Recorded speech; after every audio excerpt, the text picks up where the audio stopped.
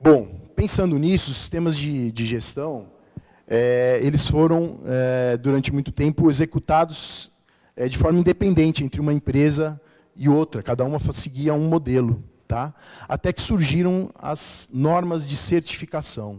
Tá? Então, hoje, a gente tem um padrão internacional de certificação desses sistemas de gestão. Então, eles seguem um padrão, hoje é um padrão internacional, graças à ISO, e a gente tem lá, então, para a qualidade, por exemplo, ISO 9001, para meio ambiente 14001, enfim, cada sistema de gestão vai ter uma padronização projetada numa norma.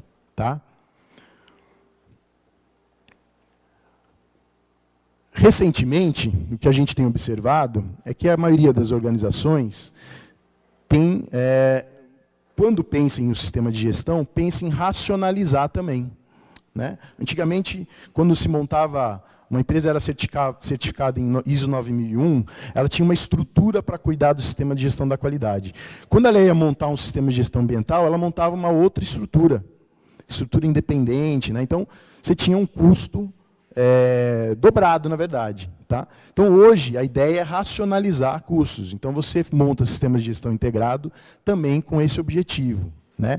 Tentar racionalizar não só custos, mas a estrutura mesmo. Bom, o sistema de gestão ele tem uma vantagem, ele traz algumas vantagens para as organizações. Tá? Alguns deles estão relacionados a fatores subjetivos. Por exemplo, melhoria de imagem da organização. Tá? Tanto em nível nacional como internacional. Tá? Outros são mais objetivos e práticos, você consegue medir. Né? Por exemplo, relação com o cliente, né? Satisfação com o cliente, com as partes interessadas, relacionamento com acionistas, com ONGs, com o governo. Tá? Também permite a redução de custos, né, de infraestrutura, porque você sempre foca na melhoria contínua quando você faz um sistema de gestão. Também permite você melhorar processos de treinamento, de formação da sua mão de obra, né? Aproveitar melhor as habilidades e competências dos profissionais que atuam dentro da sua empresa. Né? Também aumenta a confiabilidade de uma empresa. Né? A empresa acaba se tornando mais confiável do ponto de vista de qualidade, daquilo que é esperado dessa empresa. Né? Eu sempre falo que uma empresa que é certificada em ISO 9000 ou ISO 14001, em qualquer lugar do planeta, quando mostra que tem um selo, alguma coisa já é esperada daquela empresa. Então, se a Ambev um dia chegar lá fora e mostrar que tem uma certificação, o pessoal já sabe, ó, tem alguma equipe responsável por meio ambiente. Não é uma empresa largada. Se tiver algum problema ambiental, a equipe vai estar atuando. Tá? Então, já é esperado alguma coisa dela. É esperado um ambiente também de melhoria no desempenho competitivo de uma empresa, porque ela acaba tendo um melhor rendimento e uma melhor produtividade. Todo o processo de certificação, ele, apesar de ter algumas diferenças entre um processo e outro, a gente tem algumas etapas padrões aí. Tá? Então, o diagnóstico empresarial é uma das etapas. Tá? O estabelecimento da estrutura do que vai ser o seu sistema de gestão, então, escopo, política, objetivos da empresa. A implantação desse sistema de gestão, tá? Da melhor forma possível. Pelo menos, antes de entrar em um processo de certificação, é necessário criar uma cultura de auditoria interna lá. Então, pelo menos uma auditoria ela vai precisar passar internamente. Né? Depois ela vai ser feita a escolha da empresa que vai ser certificada, vai realizar uma auditoria de certificação. E aí, depois você vai ter, depois dessa auditoria de certificação, você vai ter o processo de certificação propriamente dito, que aí tem uma parte que é formal, que é documento, tá? Outra parte é o acompanhamento desse processo. Então, uma certificação hoje de 9.000 e de 14.001, ela é válida em 3 anos, tá? E nesse período você vai sofrer auditorias de manutenção. Tá? E, posteriormente, você vai ter a recertificação desse processo. Todo esse processo envolve uma estrutura de certificação e de acreditação. Tá? Esse processo todo tem alguns fatores de confidencialidade, ou seja, um auditor ou uma empresa que está certificando, ela não pode divulgar informações e segredos industriais, etc. Tá? Então, existe uma segurança em relação a isso. Hoje, no mundo, a gente tem 1.033.000 empresas certificadas em ISO 9000, tá? E em torno de 319 mil empresas em 14 mil. No Brasil, a gente tem 17 mil atualmente, a gente já teve até 28 mil empresas certificadas em ISO 9000, hoje a gente tem 17, e em torno de 3 mil empresas certificadas em 14001. Tá? Recentemente, a gente teve uma revisão das normas da ISO 9001 e da ISO 14001.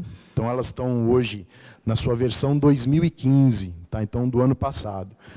Então, eu trouxe algumas diferenças, algumas alterações que ocorreram nessas normas, só para que vocês tenham conhecimento. Tá? Então, algumas coisas alteraram. Então, por exemplo, os princípios da qualidade passaram a ser esses, tá? Foco no cliente, liderança e envolvimento de pessoas, abordagem por processo e melhoria, tomada de decisões baseadas em evidências e a gestão de relacionamento.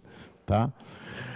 Também uma coisa interessante foi criada, é um anexo, a gente chama de anexo SL, tá? Que é uma adoção de uma estrutura de alto nível, que permite você, independente do sistema de gestão, você ter o mesmo tipo de texto, o mesmo tipo de capítulos. Né? Então, isso vai facilitar as empresas que querem justamente integrar sistemas. Tá? Então, esse anexo foi criado com esse objetivo. Tá? A gente trabalha agora com um conceito de gestão de risco, tá? Que é muito importante, se tornou prioritário. A ação preventiva passou a ser parte dessa gestão de risco, então a gente passa a ter ações preventivas para qualidade, meio ambiente, com o objetivo de reduzir riscos daquela empresa, ter um acidente, ter uma falha, uma falta de qualidade em alguns aspectos e processos. De uma forma geral, ela foi simplificada, melhorado o texto. Tá? A gente deu um enfoque para produtos e serviços, não só com mais produtos. Tá? E isso também melhorou a condição das pessoas, a gente acredita que vai melhorar a condição das pessoas que trabalham nessa área. Porque hoje, a gente sempre depende de uma pessoa que representa a direção num sistema de gestão. Tá? Na verdade, agora a gente tem uma estrutura que leva em consideração o aspecto da liderança. Então, os líderes de qualquer processo que estiver envolvido dentro de um sistema de gestão, ele está previsto na norma. Tá? Então, a gente exige um maior envolvimento desses profissionais. Aqui é só a cara da norma. A norma, na verdade, tanto a 9.000 como a 10.000, como elas foram aí aproximadas, né? São 10 capítulos, na verdade, a gente poderia falar assim. Cada um vai cuidar de um tema e você vai projetando o seu sistema de gestão em cima desses temas. Tá? É possível até a gente separar lá pelo PDCA, né? Algumas atividades são pensadas são focadas no planejamento, outras na implantação do sistema, tá? Em como ele vai ser operado, outras são modelos de monitoramento, tá? E finalmente alguma forma para garantir que isso daqui forme um ciclo fechado, um processo de melhoria contínua.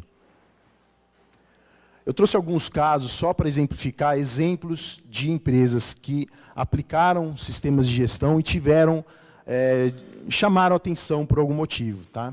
Então, são casos práticos da nossa experiência aí. Então, por exemplo, uma consultoria para redução de custos, tá? É uma construtora, bem interessante, é uma construtora que a gente vai fazer gestão de resíduos de construção civil. Tá? Então, nessa estrutura, a gente monta um plano com esse objetivo. Então, vai incluir treinamento, vai incluir o acompanhamento junto com o gerente da obra, o engenheiro da obra, treinamento dos funcionários, o treinamento diário dos funcionários, né? Vai adequar em loco, no canteiro de obras, onde vai ser estocado o material, etc. Tá? Então, aí algumas fotos. Aqui, por exemplo, são planilhas e níveis de controle que você tem, né? Então, o que é esperado de geração de resíduo e o que é executado. Tá?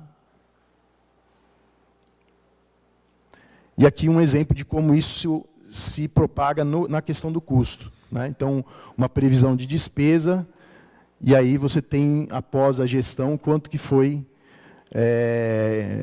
realmente gasto, né, de custo.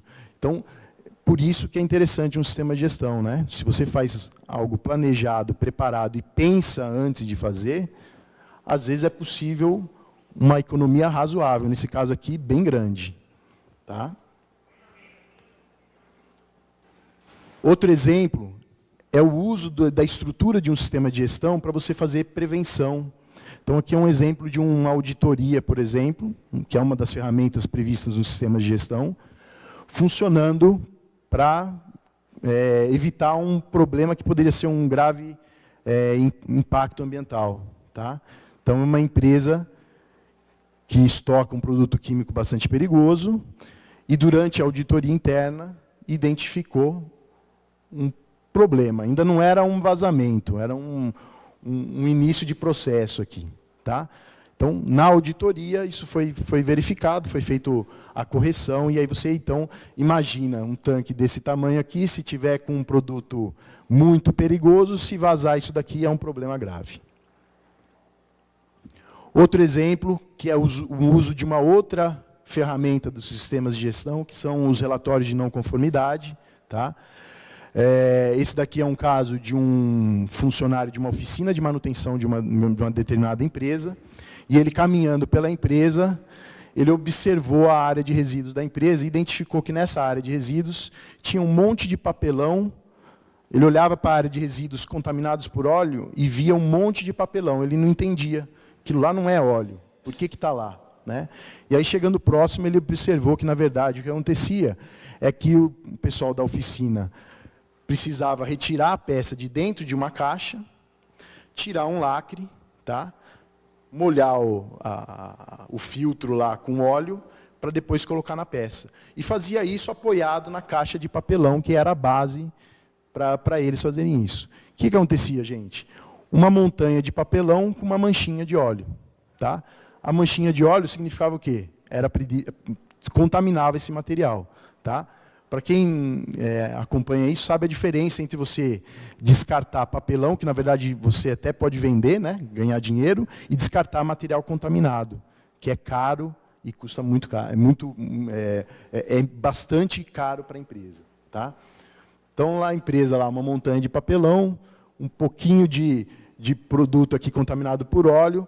Então, se você não cuidar, você tem esse problema. Essa não conformidade, ele tirou foto, abriu um processo dentro dessa empresa, tá? E a solução foi a seguinte: dentro de uma caixa, eles conseguiam sujar só um pedacinho da tampa da caixa. Tá? Então, eles cortavam um pedaço que estava contaminado por óleo, e esse material efetivamente era descartado como material contaminado. Tá? E o restante do papelão ia embora como papelão normal. Isso daí já é uma bela economia para essa empresa. Outro exemplo, que é a gestão, por exemplo, de águas. Né? Dentro de uma organização, a gente viu um exemplo bem melhor do que eu estou vendo agora, do que eu estou querendo apresentar para vocês agora, na Ambev. Né? Fantástico pelo volume que está envolvido, imagino pelo montante de recursos que também deve estar disponibilizado. Esse caso é um caso um pouquinho mais simples, mas é uma empresa que gasta um determinado volume, 7.900 metros cúbicos por mês de água. Tá? Boa parte dessa água é captada numa outorga de poço artesiano, tá? E ela precisava dobrar de tamanho.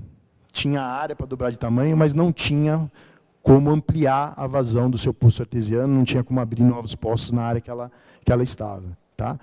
Então, ela chegou num ponto que ela tinha que estudar. Ou não faz ampliação, ou muda de lugar, né? Ou compra água de fora, que nesse volume seria inviabilizar o processo. Tá? E eles fizeram um plano, um programa de ação em cima de redução de água, que, entre outras coisas, envolveu Coisa simples do tipo colocar torneiras com controlador de vazão nos banheiros, vestiários, etc. Tá? Construir um sistema de captação de água de chuva, né, uma cisterna, e um aproveitamento de 80 mil metros quadrados de telhado, que é um galpão grande que ela tem. Tá? Montar um sistema de recirculação numa das etapas do processo industrial dela. Reutilizar a água em processos de resfriamento.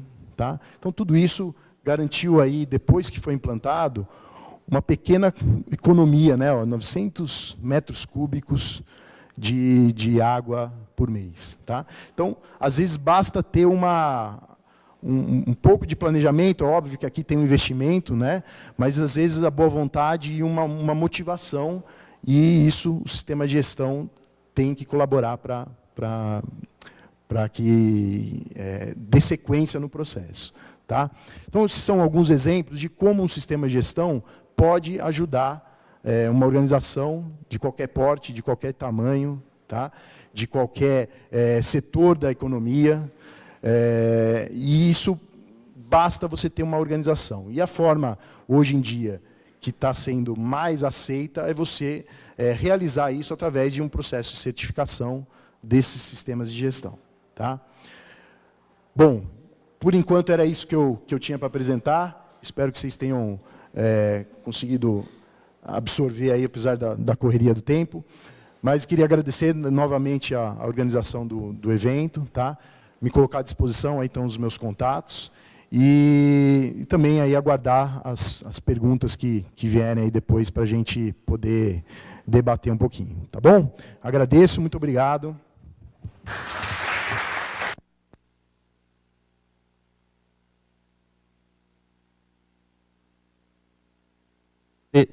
Gostaria de agradecer, Daniel, a sua apresentação. Agora a gente vai fazer um intervalo de mais ou menos uns 15, 20 minutinhos. E aí depois a gente dá sequência nas demais apresentações. E gostaria também de frisar que na sala do café está havendo a apresentação de alguns trabalhos dos alunos aqui do programa de pós-graduação e também de alguns alunos externos. Caso alguém se interesse pelas pesquisas, fica a dica. Obrigado.